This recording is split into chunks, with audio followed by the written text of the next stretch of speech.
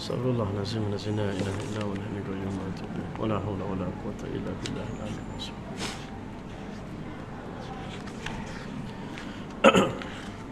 اللهم بحق الفاتحة وسر الفاتحة وكرامة الفاتحة يفتح لنا باب الخير وافتح علينا فتح العارفين الناجين في الدارين وإلى حضرة النبي محمد صلى الله عليه وسلم. الفاتحة. أعوذ بالله من الشيطان الرجيم. بسم الله الرحمن الرحيم. الحمد لله رب العالمين الرحمن الرحيم مالك يوم الدين إياك نعبد وإياك نستعين اهدنا الصراط المستقيم صراط الذين أنعمت عليهم غير المغضوب عليهم ولا الضالين آمين. نحمدك اللهم أهل الحمد والثناء ونستعيذك على جميع الأعداء ونصلي ونسلم على سيدنا وحبيبنا وشفيعنا وقرة أعيننا ومولانا محمد وأهل الطاهرين سفن النجاة وأعلام الهدى والرشاد. ورضي الله تعالى عن كل الصحابة وأولياء الله والشهداء والصالحين وحسن أولئك رفيقا. اللهم صل على سيدنا محمد مفتاح باب رحمة الله عدد ما في علم الله صلاة وسلاما دائمين بدوام ملك الله وعلى آله وصحبه أجمعين. أما بعد. السلام عليكم ورحمة الله وبركاته.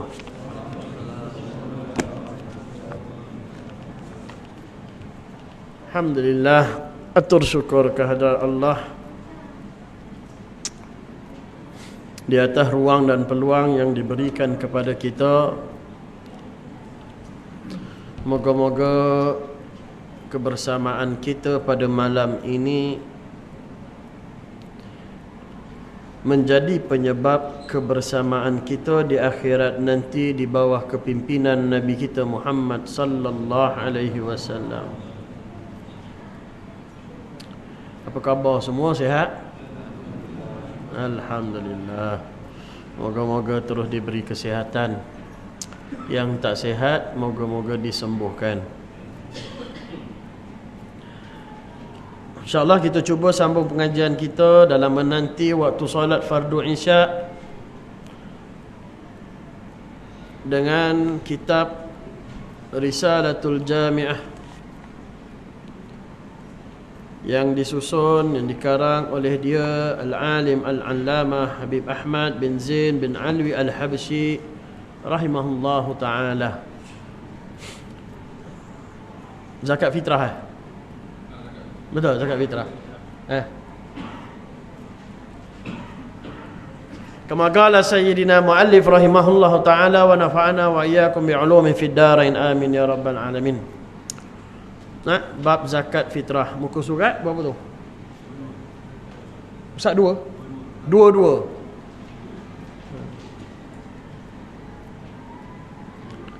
Ustaz dua. Zakat fitrah.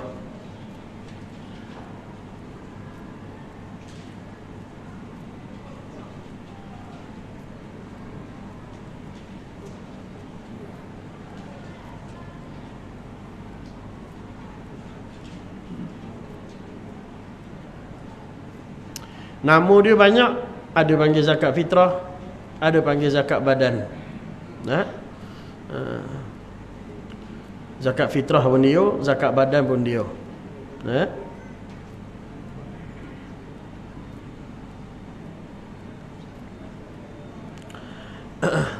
Wa zakatul fitr, dan zakat fitrah wajibatun, hukumnya adalah wajib, ala kulli muslimin, ke atas setiap orang Islam, idza fadalat an gutihi, jika ada lebih, idza fadalat, ada lebihan, an gutihi, ada lebihan daripada gut, qutihi, makanan asasi. Kalau kita makanan asasi kita apa? Beras, nasi. Kau ada yang makan nestum? Tak ada. Dah tengoklah mana-mana tempat. Kalau Malaysia kita beras, Asia beras semua. Makanan asasi kita. Makanan asasi itulah yang dipanggil qut. Qaf wa ta. Kalau misalan contoh dia asal daripada Zimbabwe konon, orang sana makanan asasi dia pisang, maka zakat fitrah dia pisang. Contoh. Dah ustaz, kita asal daripada Amerika, makanan asasi kita Coco Crunch. Coco Crunch kan? Ada tengok makanan asasi dia. Apa? Burger. Burger. Elok 2 bulan gaut. Dok surau semalam, pas kuliah dia bagi burger. Tengok burger tak usik, jemaah tak usik. Tanya haji makan burger tak? Haji makan burger tak? Boleh ustaz, gaut. Gaut. Gaut tak boleh makan burger. Boleh ustaz, burger benjo kita orang makan. Burger benjo, anak saya dah jahanam makan burger daging. Okey. Angguti waquti man yaqutuhu, dan dia ada lebihan kepada makanan dan minumannya, serta lebihan makanan dan minuman orang-orang yang berada di bawah tanggungannya. Macam mana nak terjemah tu? Macam itulah terjemah. Anggutihi waquti man yaqutuhu, dia ada lebihan pada makanan dia, makanan dan minuman, dan ada lebihan makanan dan minuman ni untuk orang di bawah tanggungannya. Masa bila lebihan itu? Yaumal Aid, pada walailatuhu, pada malam hari raya. Pada malam hari raya. Arba'atu amdadin, maka zakat fitrahnya adalah 4 cupak. Arba'atu 4 amdadin, cupak. Bimuddin Nabi sallallahu alaihi wasallam, dengan cupak Nabi kita Muhammad sallallahu alaihi wasallam. Okey, kata tuan guru kita, zakat fitrah ni wajib bagi setiap orang Islam. Siapa sahaja orang Islam, maka dia wajib membayar zakat fitrah. Kalau dia ketua keluarga, maka dia wajib bayar orang di bawah tanggungannya. Masa bila dia wajibnya bayar masa bila, masa malam raya, hari raya tu ada duit lebih, ada beras lebih. Lebih daripada untuk keperluan dia pada malam tu. Dan pada hari raya tu, kalaulah rumah dia kena makan biasanya 5 cupak. 5 cupak kita lah. 5 cupak kat rumah kita tu, ialah cupak kita bukan cupak sini. Ada orang dia pakai tin susu. Arwah rumah mbah saya dulu pakai tin susu cupak Ada orang dia pakai bekas, kalau beli sekarang rice cooker tu elektrik tu, dia bagi dah bekas kecil tu. Ada orang dia tengoklah ya, 5 kita panggil cupak juga tu ke bekas. Bekas 5 senduk. 5. Maka ada lebihan pada beras dia, pada duit dia, maka dia diwajibkan keluar zakat. Sebanyak mana? Sebanyak 4 cupak. 4 cupak dinisbahkan dengan cupak Nabi kita Muhammad sallallahu alaihi wasallam. Satu cupak berapa lebih kurang? Satu cupak lebih kurang dalam 600 ke 700. 700 gram lah, ambil 700. Lebih sikit pun tak apa. 700 gram satu cupak. Jadi 4 cupak 7, 14, 21, 28. Lebih kurang dalam 2 kilo, hampir ke 3 kilo lah. Dalam 2 kilo ke 3 kilo lebih. 4 cupak. Tapi kita kat sini bayar pakai duit lah. Bayar pakai duit dah. Kalau di sinilah, kalau di pondok masih lagi ada bayar pakai berah. Kami bayar di pondok, kami bayar pakai berah.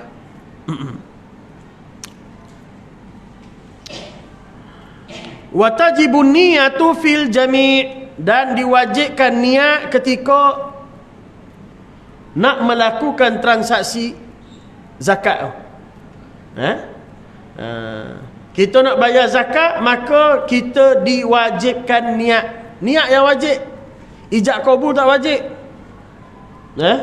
Yang wajib tu niat.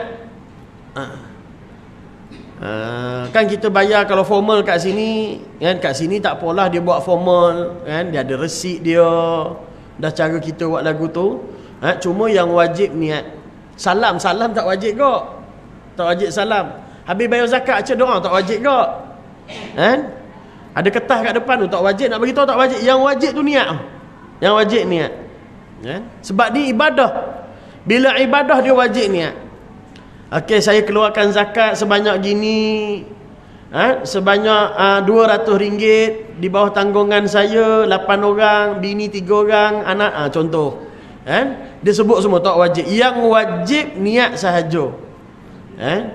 Orang yang terima duit zakat wajib tahu tak zakat? Tak wajib tahu. Wajib tak kita ijab, kita declare ini duit zakat? Tak wajib. Tak wajib tahu. Ada ketika mungkin wajib kita bagi tahu, ada ketika mungkin tak wajib kita bagi tahu. Bahkan kata ulama boleh jatuh hukum makruh pula bagi tahu.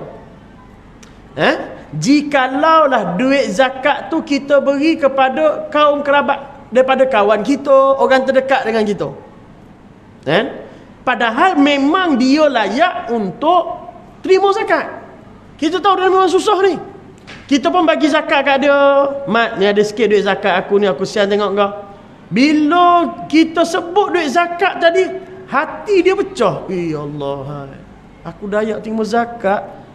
Hati dia pecah. Maka kat situ kata ulama, jangan kita sebut perkataan zakat pada diri dia. Kalau dia tanya dia apa sedekah pun tak ada masalah. Hadiah untuk engkau ni. Sebab yang wajib tu niat sahaja. Yang wajib tu niat. Masa bila nak niat? Masa serah boleh. Sebelum serah, duit ada duduk dalam ATM. Kita pun cucuk duit ATM. Memang duit nak bayar zakat ni. Duit nak bayar zakat. Dah keluar duit dekat mesin ATM, kita pun masuk dalam kocek kita. Kita niat kat situ, sah dah. Ataupun kita nak beli beras, nak bayar zakat pakai beras ni, kita pun on the way pergi kedai beli beras. Masa on the way pergi kedai beli beras, tak boleh niat lagi. Sebab beras bukan milik kita lagi. Dah beli beras, letak dalam bonet kereta kita, letak dalam raga motor kita, dah jadi milik kita, kita dah boleh dah niat zakat dekat situ. Yang tadi itu adabnya ulama sebut, kalau kita nak bagi zakat kepada seseorang, terutama daripada daripada yang dekat dengan kita. Sebab apa? Nak jaga hati orang. Jaga hati, maka itu lebih baik. Itu lebih baik. Dan kita yakin dia memang layak untuk keluar zakat, dan dia memang memerlukan zakat. dia layak untuk terima zakat dan dia memang memerlukan duit pada waktu tu. Kan? Kita yakin dah, kita bagi kat dia. Kan? Belanja je, tak ada masalah, belanja tak ada apa. Atau dia tanya hadiah. Jangan cakap sedekah. Cakap hadiah daripada orang yang terdekat dengan kita. Ataupun yang jauh dengan kita, tak ada apa masalah. Melainkan kalau dia syarikat, dia pusat zakat, memang kena keluar isi, memang kena sebut, maka itu kita buatlah. Kan? Kalau kita belajar kat pusat zakat ke, kan?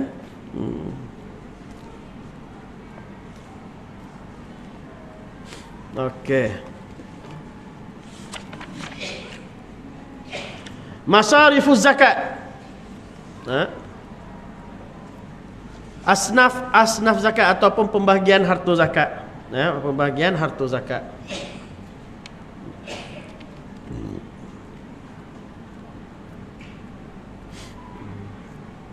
Yang pertama, wala yajuzu an yasrifaz zakata wal fitrata wala yajuzu, dan tidak boleh ay yasrifa zakata,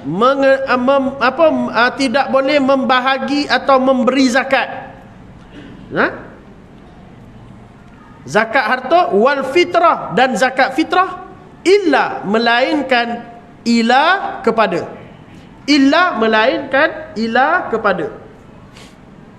kepada golongan-golongan asnaf zakat lah. Yang pertama, hurrin, orang yang merdeka, hamba, sebab dia ada tuan dia, maka bawah tanggungjawab tuan dia. Yang kedua, muslim, orang muslim, kena bagi ke orang yang merdeka dan orang Islam.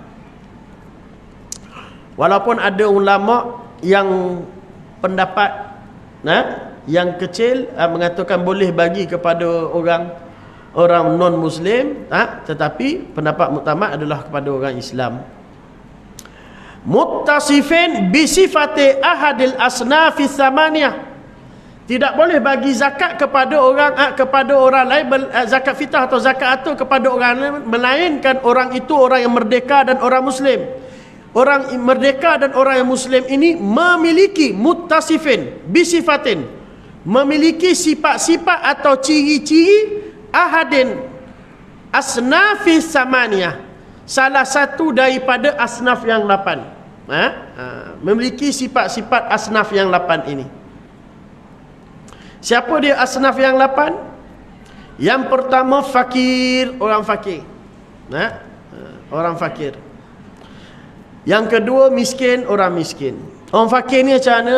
Orang fakir ni, dia sehari dia duduk belanja, dia perlukan RM10. Dia pun kerja, usaha-usaha. Dia buat kerja buruh, dia buat apa saja pekerjaan. Dah habis kerja seharian, yang dia dapat perolehi RM4 RM4 sahaja. Maka itu yang dipanggil fakir. Dah miskin, orang tu perlukan duit belanja seharian untuk dia RM10. Dia bekerja seharian, tiba pendapatan dia sehari boleh dapat dalam RM7-8 je, RM9. Maka itu yang dipanggil miskin. Orang kaya, dia nak RM10, dia dapat RM10. Tu kaya. Maka kita semua kaya. Kita semua ni orang kaya.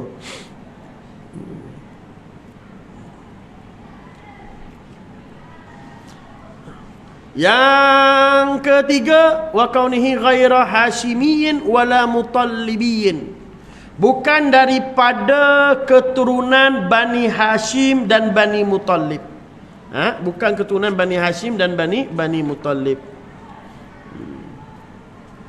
Maknanya bukan cucu cicit Nabi lah. Kalau bahasa kita kat, bukan Tok Said lah. Bukan Tok Said dengan Syarifah. Keturunan Bani Hashim dan Bani Muttalib. Sebab apa? Diorang ni tak boleh makan zakat, tak boleh makan zakat. Sebab apa? Sebab dulunya mereka ni tak boleh makan zakat sebab Nabi dan keluarga je ni terima ghanimah, harta rampasan perang. Antara rampasan perang tentang ghanimah Allah Ta'ala sebut dalam Quran, dan dia still relevant sampai sekarang.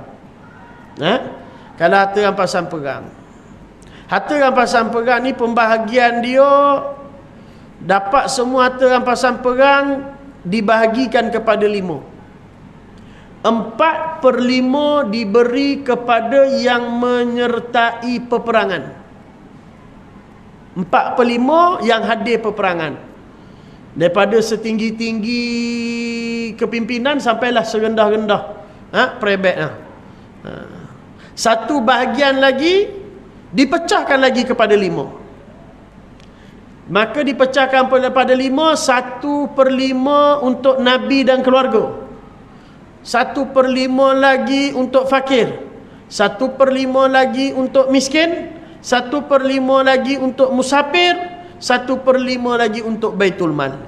Jadi Nabi hanya dapat dan keluarga dia 1/5 daripada 1/5.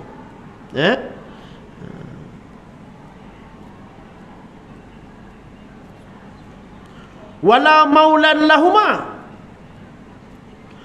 dan bukanlah daripada hamba yang dimerdekakan, yang dibebaskan oleh daripada Bani Hashim dan Bani Muttalib. Dia Bani Hashim bukan Tok Said je, daripada zuriat Hasan dan Husin. Cuma kalau kat Malaysia ni ramai Tok Said belah Husin, Saidina Husin. Belah Saidina Husin. Wallahu alam, kat Malaysia ni belah Saidina Hasan ada ke tak saya tak pasti. Mungkin ada kot. Biasanya kalau ada belah Saidina Hasan, nama dia Syarif lah, mula Syarif. Lakinya lah nama Syarif, perempuan tetap Syarifah kok. Kalau di belah Saidina Hasan. Tapi kalau di belah luar daripada Malaysia, di timur, di negara Arab ramai Al-Hasani. Kau dengar nama Syekh belakang dia Al-Hasani tu maknanya dia keturunan Saidina Hasan. Kalau Said dengan kat negara kita, Syarifah negara kita, dia belah Saidina Husin. Dia banyak kat belah Morocco sana. Keturunan Saidina Hasan ramai. Di belah Tunisia. Banyak Saidina Hasan merata juga di belah Syria. Banyak.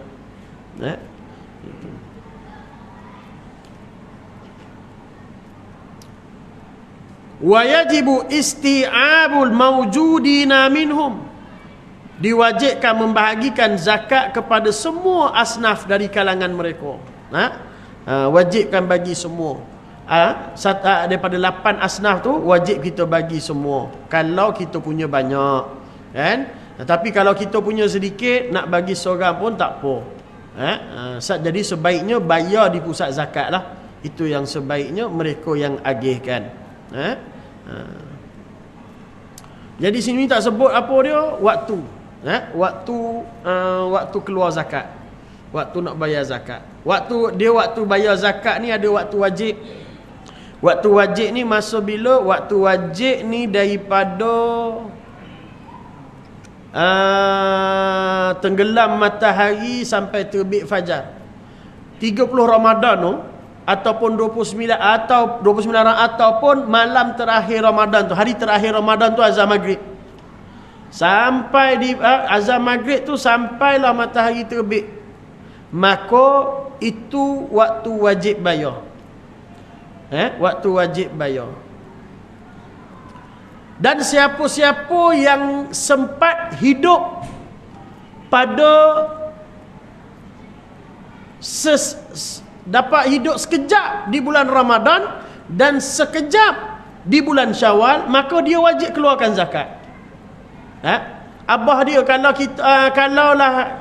seorang tu dia dapat baby bila? Hari terakhir Ramadan. Pukul berapa? 5 petang, 6 petang, 7 petang, maghrib 7.30 ataupun maghrib 7.5 minit.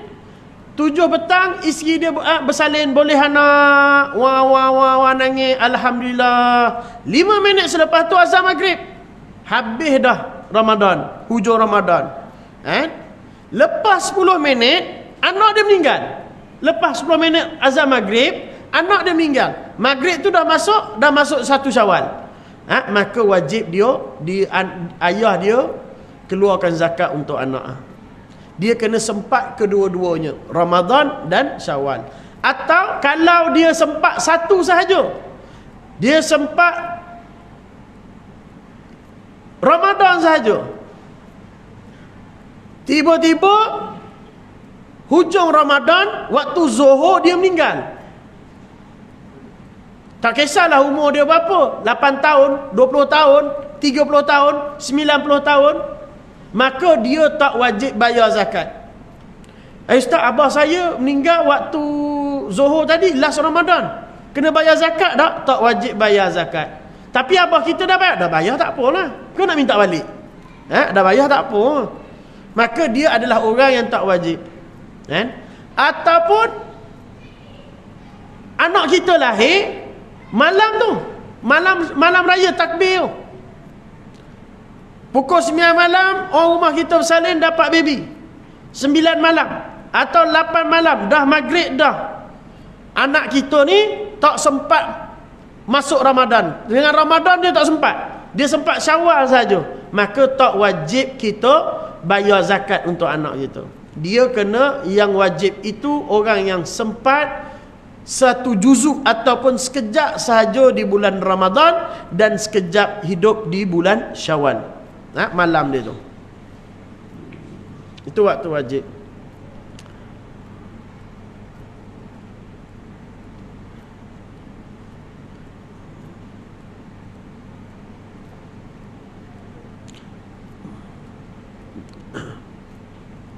Jadi waktu sunat pada pagi itu sampai solat lah waktu sunat.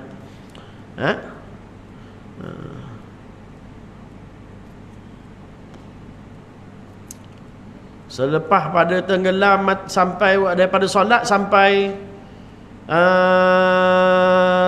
Zuhur. Daripada mula Ramadan sampailah hujung Ramadan. Itu waktu harus biasa orang kita bayar waktu awal Ramadan. Awal Ramadan tu dah buka kaunter dah, kita biasa ramai-ramai waktu tu kita bayar. Maka itu adalah waktu harus kita bayar. Okey.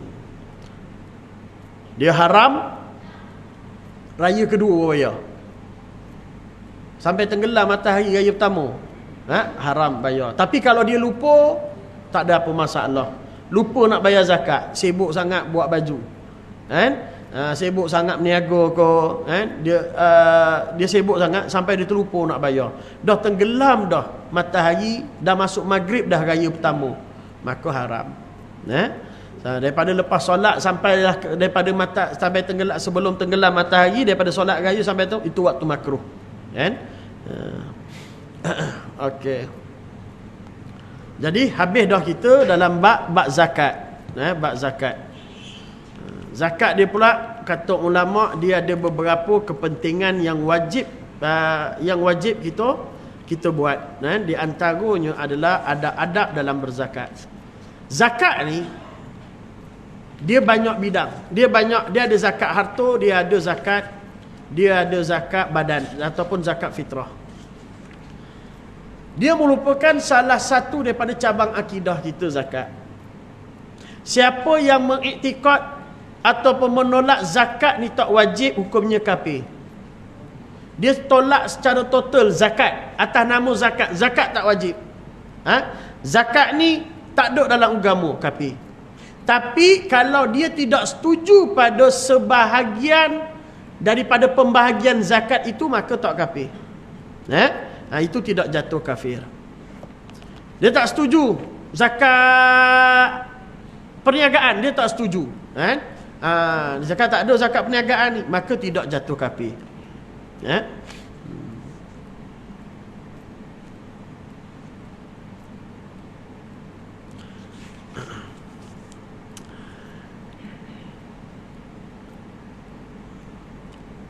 Kata Nabi SAW, Nabi bersabda, az-zakatu qantaratul Islam. Zakat itu adalah titik bagi Islam, iaitu dengan memberi zakat itu jalan kepada tetap pada agama kita.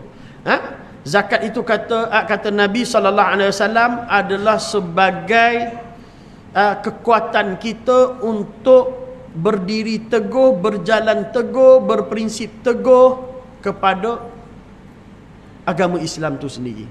Itu yang dimaksudkan dengan zakat. Jadi kalaulah kehidupan kita terombang-ambing, kalaulah kehidupan kita tidak ada pedoman, kehidupan kita sentiasa melazimi maksiat, buat dosa besar semua. Orang lain buat dosa besar gak setahun sekali, sebulan sekali, seminggu sekali, atau sehari sekali, tapi dia setiap jam buat dosa besar. Dah macam langgan pula dosa besar. Maka kena cek balik. Cek balik keseluruhannya. Di antara benda yang dia perlu cek dalam kehidupan dia, adakah dia sudah berzakat? Kalau dia bisnes, kenapa bisnes dia merudum? Cek balik. Dah buat zakat ke belum? Sebab apa? Sebab dalam harta kita ada milik orang. Dalam harta kita ada hak orang yang wajib kita tunaikan. Yang wajib kita tunaikan. Dia pembahagian zakat kalau cara yang betulnya adalah dengan kita keluarkan zakat kepada seseorang. Misalnya contoh, haji ni, dia ni dah berumur dan dia asnaf zakat. Kita pun tanya dia, kita daripada orang wakil zakat ke apa? Tanya dia, haji apa bakat haji yang haji boleh buat, yang boleh datangkan sumber? Apa kepakaran haji? Oh, saya tak pandai apa, saya hanya pandai menukang. Haji ada tak alat-alat menukang? Saya tak ada alat menukang. Berapa banyak kos alat menukang nak beli? Lebih kurang 10,000. Maka kita keluarkan bagi zakat kepada haji tadi. Dengan cara sebegitu, insya-Allah, setahun, 2 tahun, 3 tahun lagi, daripada penerima zakat, dia pula yang akan mengeluarkan zakat dia. Jadi zakat ni kalaulah secara betul kita buat, cara dia, pembahagiannya, dari segi kita pula yang pengeluarnya, patutnya kita kena keluar sekarang, hari ni. Kita tak keluar, kita tangguh bulan depan, tahun depan, kan? Berdosa, tangguh berdosa. Dan kalaulah daripada kedua-dua pihak, pengeluar zakat dan pengurusan zakat dengan cara yang betul dan teratur, insya-Allah, tidak ada lagi umat Islam yang susah. Tak ada lagi umat Islam yang susah.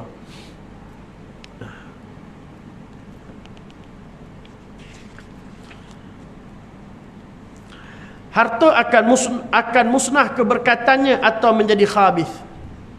Harta ni dia nak berkat, salah satu berkatnya adalah dengan kita bersedekah. Dan sedekah ada dua, sedekah yang sunat dan sedekah yang wajib.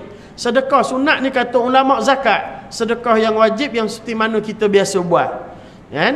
Rasulullah sallallahu alaihi wasallam, ma halaka malun fi barrin wala bahrin illa bin man'iz zakati.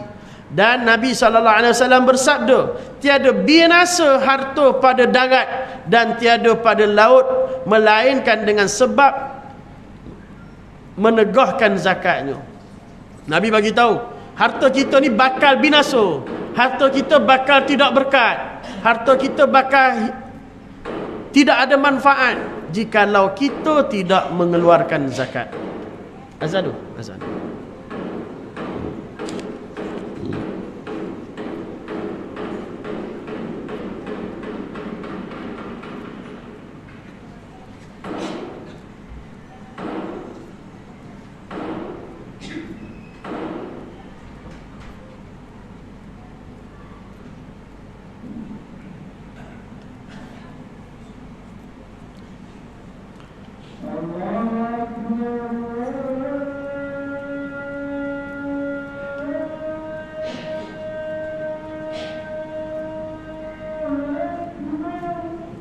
Allah.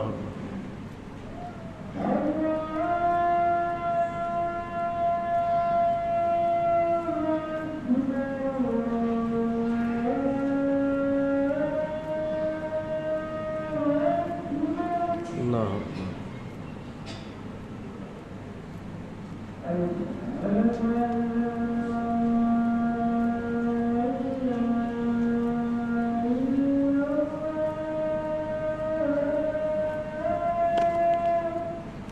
Subhanallah.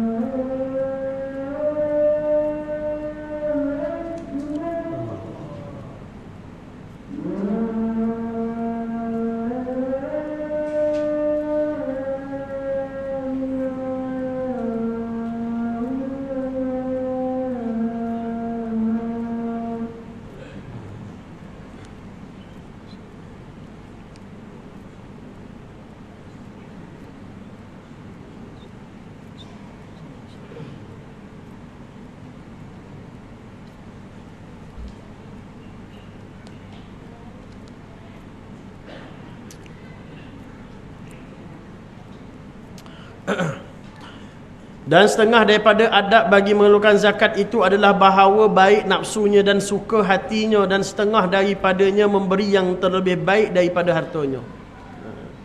Kata tuan guru kita, di antara adab mengeluarkan zakat adalah dengan yang pertama dalam keadaan hati kita reda, hati kita suka. Janganlah kita keluar zakat dalam keadaan hati kita tak nak. Terpaksa nak keluarkan zakat. Terpaksa sahaja kita buat ni. Kalau Allah Ta'ala tak suruh, tak buat dah. Dia keluarkan zakat tu dalam keadaan hati dia berat. Kena pula bini babel. Abang keluarkan zakat, abang keluarkan zakat. Kita buat tanpa kerelaan hati, maka zakatnya sah, cuma belum tentu diterima oleh Allah Subhanahu wa taala, sebab dia buat dalam keadaan tidak reda melakukan ketaatan itu.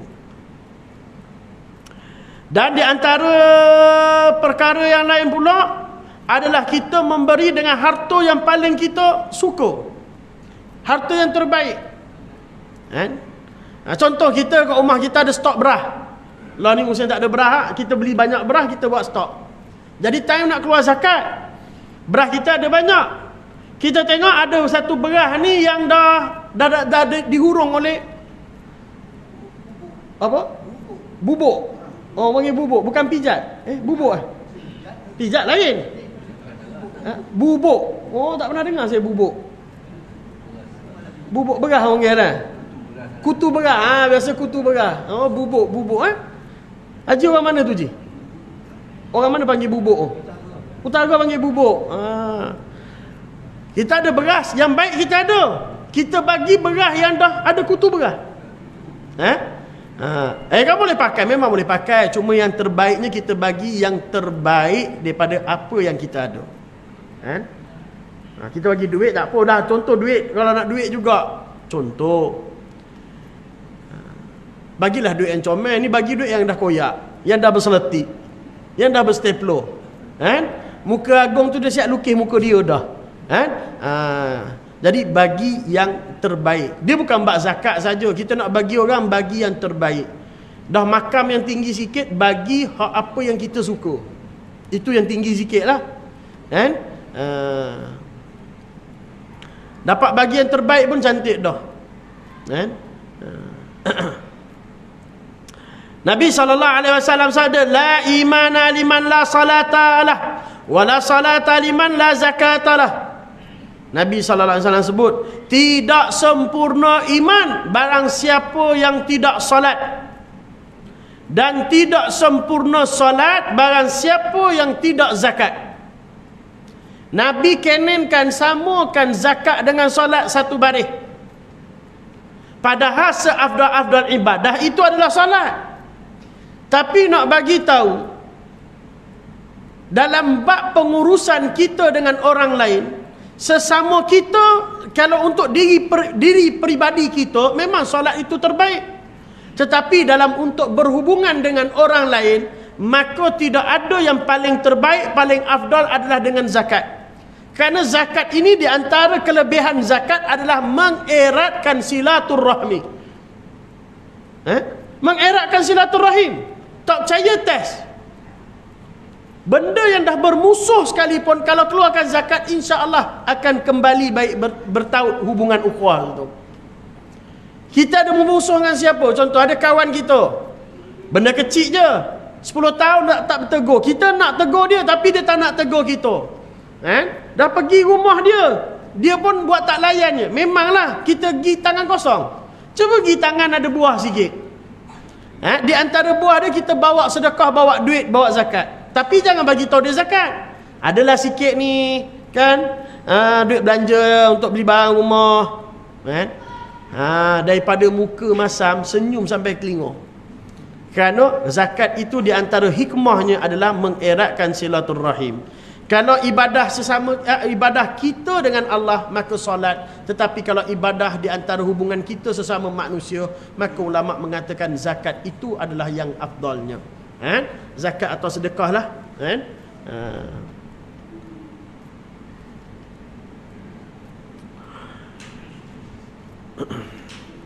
Dan sabda Nabi SAW, man wajabat alaihi zakah falam yadfa'ha fahuwa finnar. Siapa yang wajib mengeluarkan zakat, cukup syarat dia nak keluarkan zakat, maka dia tidak keluarkan zakatnya kepada yang berhak, maka perangai perbuatan itu di dalam api neraka. Orang begitu duduk dalam api neraka sebab menahan hak orang lain.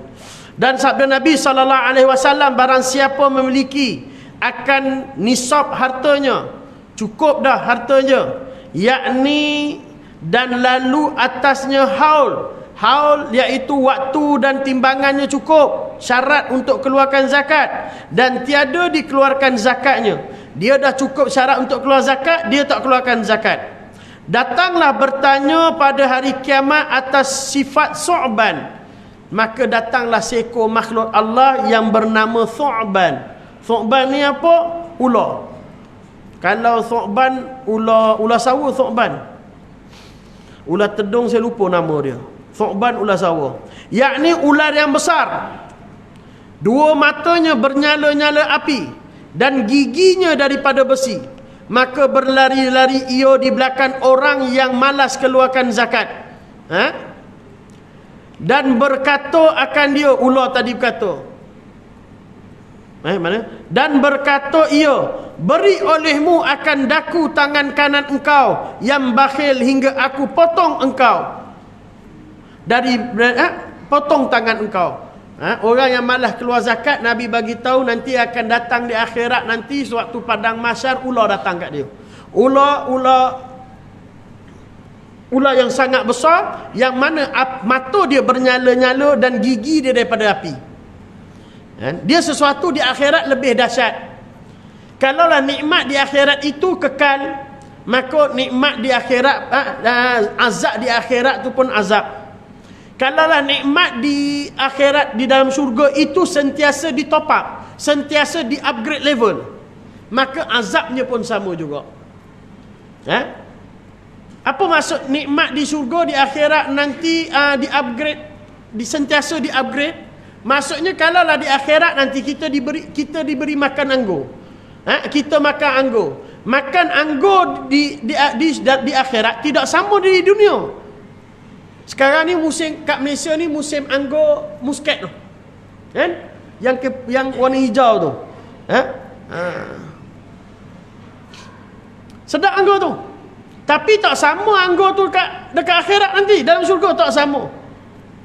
Makan sebiji anggur di syurga, di akhirat, sedap anggur ni. Kita makan yang kedua biji, yang kedua lebih sedap daripada yang pertama. Makan yang ketiga biji, yang ketiga lagi sedap daripada yang kedua dan yang pertama. Begitu juga azab. Azab makin lama makin pedih. Azab makin lama makin sakit. Maka ular tadi pun datang, dia tegur kita, maka dia pun gigit tangan kita. Sebab apa? Sebab kita malas nak keluarkan zakat.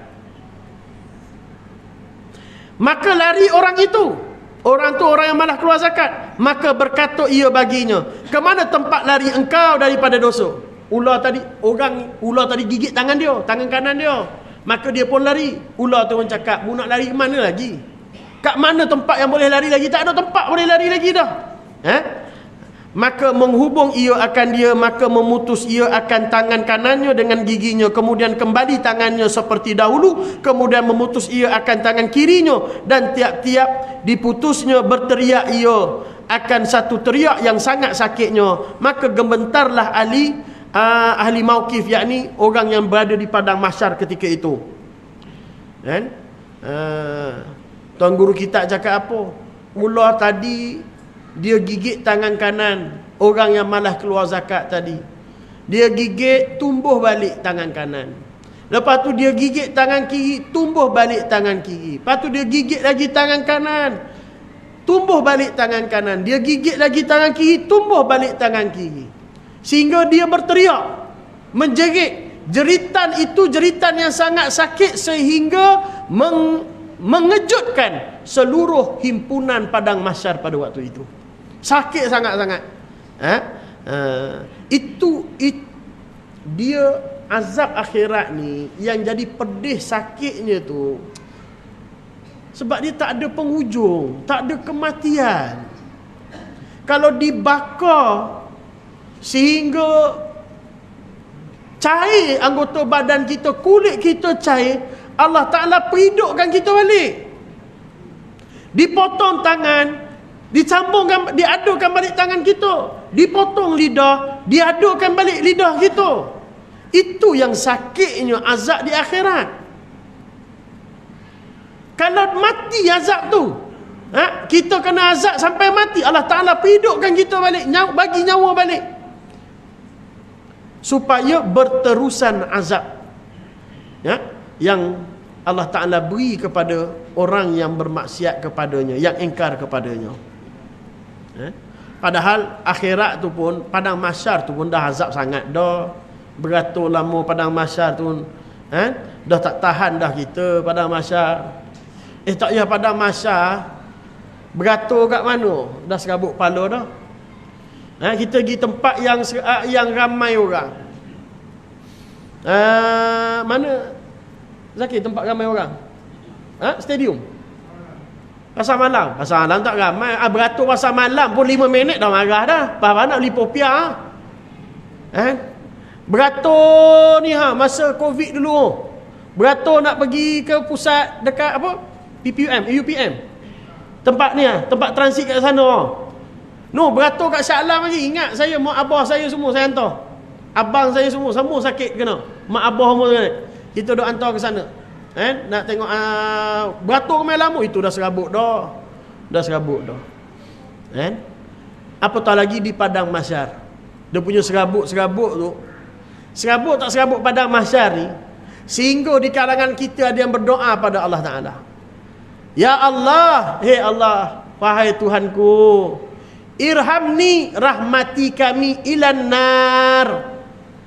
Ya Allah, rahmati kami, masukkan kami terus dalam neraka je ya Allah.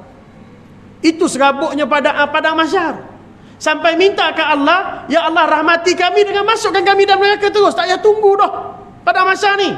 Serabut perut. Dia tak tahu kat neraka lagi teruk. Habis kat padang mahsyar tu pun tak tahan dah. Yang ni padang mahsyar, orang yang malas bayar zakat, ular datang. Thokban, ular yang sangat besar. Mata menyala dengan api yang ada gigi taringnya. Maka berkata ia, akulah harta engkau yang bakhil daripada mengeluarkan zakat akan daku. Jadilah aku seteru kepada engkau hari ini. Maka aku menseksa engkau akan dikau selama-lamanya, hingga diampunkan Allah daripada engkau dan memaafkan dikau oleh segala yang berhak menerima zakat. Maka dijatuhkan dia atas kepalanya ke dalam neraka. Maka siapakah ular tadi? Ular tadi adalah harta dia yang dia tak keluarkan zakat. Jadi harta dia di atas dunia jadi kawan kepadanya, maka di akhirat oleh kerana dia tak keluar zakat, harta tu jadi musuh kepada dia. Dan harta ular tadi pula akan terus menerus menseksa tuan dia, yang malas keluar zakat tadi, selama-lamanya, sampai bila-bila, sehinggalah Allah Ta'ala memaafkan dia, dan sehinggalah orang yang berhak terima zakat dia memaafkan dia. Disebutkan dia di dalam kitab Qurratul Uyun. Cerita hadis ini disebutkan dalam kitab Qurratul Uyun. Jadi itulah di antara kepentingan adab kita dalam mengeluarkan zakat. Jangan kita berlengah, jangan kita bertangguh. Kita bayangkanlah bagaimana saat kita susah, kita mengharapkan bantuan secepat mungkin, maka begitulah orang di luar sana yang layak menerima bantuan daripada kita, dan dia mengharapkan dengan sesegera mungkin. Jadi insya-Allah kita buat amal ibadah, kita buat sedekah yang wajib yakni zakat, ataupun kita buat sedekah yang sunat, kita bantu orang. Jangan kita khawatir, janganlah kita rasa pertolongan atau kebaikan yang kita buat sekarang ini tiada apa-apa manfaat. Yakinlah di akhirat nanti, di saat semua orang memerlukan syafaat, memerlukan bantuan, Allah Ta'ala akan hadirkan syafaat atau bantuan kepada kita, asbab di atas kebaikan kita di atas dunia ini. Saya tutup dengan satu hadis. Wa qala sallallahu alaihi wasallam, la khaira fi malin la yuzakka. Tiadalah kebaikan pada harta yang tiada keluarkan zakatnya. Maknanya harta tu tak ada barakah melainkan bila mana kita keluarkan zakat kita. Keberkatan pula kita hidup di akhir zaman yang mana barakah ini makin hilang. Ingat, kita hidup di zaman yang barakah diangkat oleh Allah. Makin lama makin berkat tu dah tak ada pada diri kita. Itulah kita sekarang hidup di zaman itu. Keberkatan dalam segala masa kita tak berkat. Sekarang ni masa kita tak berkat. Sebab apa tak berkat? Sebab tak dapat buat banyak kebajikan, tak dapat banyak buat amalan, tak dapat banyak kita buat kebaikan kepada orang, kepada diri sendiri, ataupun kita buat baik untuk diri kita saja, kita tak dapat buat baik kepada orang. Nak bagi tahu barakah waktu tu dah tak ada dah. Barakah harta pun sama juga. Harta kita tak dapat nak bantu banyak orang. Padahal mak kita, pak kita dulu kerja tak besar, tapi boleh bantu orang. Kita gaji besar tapi tak boleh nak bantu orang. Jadi nak berkat, salah satunya kita bercakap tentang harta. Kata Nabi, hendaklah kita keluarkan zakat, insya-Allah berkat. Berkat tu lagu mana? Mungkin Allah Ta'ala bagi tak bagi kita rumah besar, tak bagi kita kereta besar, tak bagi kita bini besar, tapi Allah Ta'ala bagi kita jiwa besar. Tetapi Allah Ta'ala bagi kita anak yang dengar cakap, isteri yang taat. Tetapi Allah Ta'ala bagi kita kesihatan yang baik. Dan dengan kesemuanya ini, hati kita lapang. Bila hati kita lapang, hati kita tenang, penyakit pun tak banyak, umur pun panjang, insya-Allah. Jadi itu sajalah yang boleh kita buah-buahkan sekadar dua pada malam ini. Tak lain tak bukan peringatan untuk diri saya dan kita semua. Moga-moga Allah Ta'ala memberi kepahaman kepada kita. Wallahu ta'ala a'lam. A'udzubillahi samin alim minasyaitanir rajim. Bismillahirrahmanirrahim. Azan dah? Dah? Dah tadi. A'udzubillahi samin alim minasyaitanir rajim. Bismillahirrahmanirrahim. Ya Allah, ya Tuhan kami, terangilah hati-hati kami ya Allah dengan cahaya Nabi kami Nabi Muhammad sallallahu alaihi wasallam, dengan cahaya para alim ulama, cahaya para wali-walimu, orang-orang saleh, orang yang syahid jalanmu, orang yang berjihad di jalanmu, orang yang berdakwah di jalanmu ya Allah. Terangilah hati-hati kami dengan cahaya mereka semua. Berkatilah umur kami, rezeki kami, kehidupan kami, ahli keluarga kami. Berkatilah pekerjaan kami, pendapatan kami, perniagaan kami dan perusahaan kami ya Allah. Dan berkatilah ilmu yang kami tuntut saban hari. Ya Allah, ya Tuhan kami, panjangkanlah umur para alim ulama kami, tok-tok guru kami, guru-guru yang telah mendidik kami, dan kedua ibu bapa kami. Sehatkan tubuh badan mereka dan tubuh badan kami ya Allah. Sembuhkan penyakit-penyakit mereka dan penyakit-penyakit kami yang hadir pada malam ini ya Allah. Tutuplah keaiban mereka dan keaiban kami dunia dan akhirat. Matikan mereka dan matikan kami dan seluruh muslimin muslimat dengan kematian yang baik. Sesungguhnya hati-hati kami berhimpun saban hari kerana sangat mencintai para alim ulama-Mu. Sallallahu alaihi wasallam Muhammad wa ala alihi wa sahbihi wa barik wa sallim. Alhamdulillahirabbil alamin.